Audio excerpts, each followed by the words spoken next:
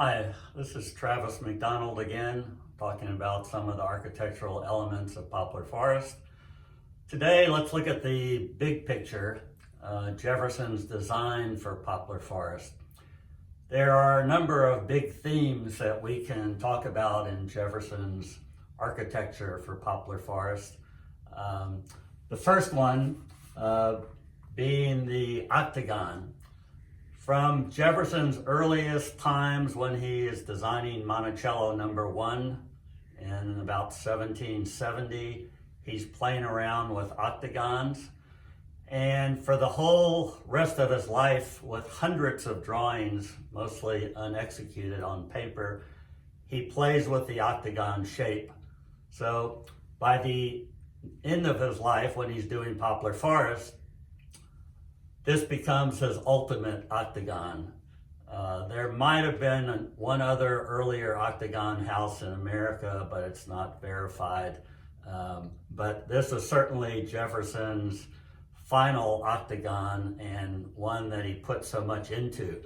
What he put into it was the rules and regulations from the Renaissance, from Andrea Palladio, who was getting those from ancient Rome. So Jefferson is using the proportions of classical architecture from Palladio to do all the dimensions in the house. And we talked about that with some of the moldings. Certainly the orders of architecture and the entablatures that are the moldings at the top of the wall are out of Palladio and all by certain proportions. Palladio also shows Jefferson how to do wings that are attached to a house, or in Palladio's case, a villa in Renaissance Italy. Jefferson puts those service wings on Monticello. He puts two of those on the president's house in Washington, and he put one of them on Poplar Forest. And of course, he figures out how to use the top of the wing with a hidden roof system so that he could sit and stroll on the top of these Palladian wings. But the other part of Jefferson's design aesthetic was his 5 years in Europe. So that gives him a modernity to put into all of his other parts of his design. So when Jefferson is in Paris for 5 years, he pays attention to the quality of French architecture, which is very light and open, connected to the outdoors. So after Paris, Jefferson is designing his architecture for maximum light and air.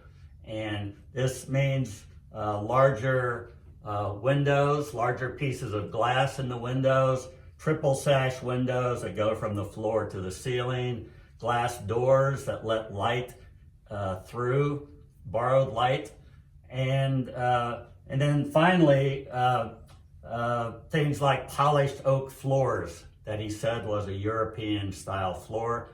One of the very few people that came to Poplar Forest was an Englishman, and he said that Poplar Forest was like a French chateau, which is another little clue that it was modern for Virginia, for America. And so all of these things that Jefferson is putting together in his architecture, we can call Jeffersonian or Jeffersonian classicism.